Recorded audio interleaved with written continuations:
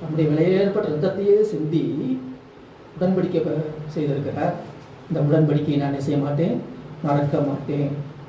இப்போ கர்த்தருடைய வார்த்தையின்படியெல்லாம், கர்த்தர் சொல்லுகிறபடியெல்லாம் நம்ம கீழ்ப்படிந்து நடப்பதற்காக சோத்திரம்.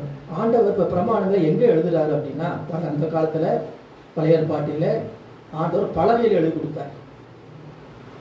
புதிய ஏற்பாட்டில் அவர் எங்கே தெரியுமா எழுதி விடுகிறார்?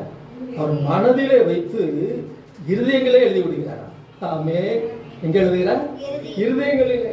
சோத்திரம்.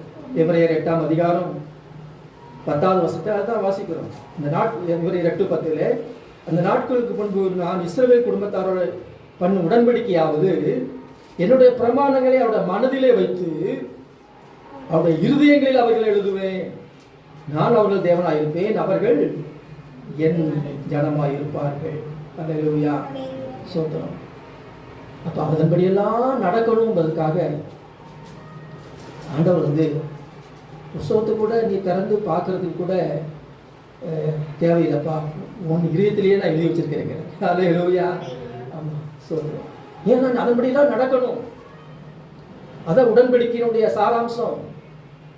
ஆனால் நம்மளோட உடன்படிக்கை பண்ணியிருக்காங்கன்னா ஆண்டுடைய வார்த்தையின்படியெல்லாம், அவர் சொல்லுகிறபடியெல்லாம் நம்ம என்ன கீழ்ப்படிந்து நடக்க வேண்டும் என்பதற்காக புது உடன்படிக்கை செய்யப்பட்டது.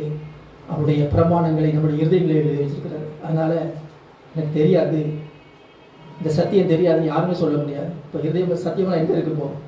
அந்த இருதயங்களிலே. அல்லேலூயா. அதான் அந்த பழைய உடன்படிக்கைக்கும் புது உடன்படிக்கை வித்தியாசம். பழைய உடன்படிக்கை பலகையில் எழுதி கொடுத்தார். அந்த புது உடன்படிக்கையிலே நம்முடைய இருதயங்களிலே எழுதி வச்சிட்டார். சோத்திரம். வேதம் சொல்கிறது, தேவன் அருளிய வேதம் எங்கே இருக்கிறது?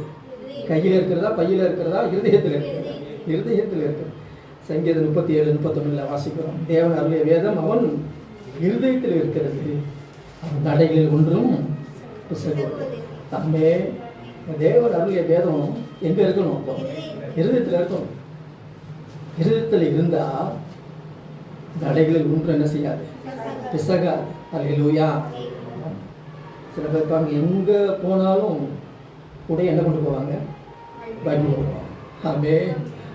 அந்த காலத்தில் பாருங்கள், பெற்றோர் ஒரு வெளியூருக்கு அனுப்புறதுன்னா வெறும் ட்ரெஸ்ஸு மற்ற மற்ற காரியங்களெல்லாம் இருந்தாலும் கூட பைபிள் கொண்டு போகிறியா, பைபிள் இருக்கானுங்கிறத என்ன செய்வாங்க? ரொம்ப அதை உறுதிப்படுத்துவாங்க, பைபிள் கொண்டு போகிறியா அப்படின்னு. ஏன் அப்படின்னா அந்த வசனம் கூட இருந்தால் அவர் நடை ஒன்றும் என்ன செய்யாது? பிசகாது. அல்லேலூயா. அதை விட ரொம்ப முக்கியம் என்ன கேட்டால், கையில் இருக்க நல்லது தான்.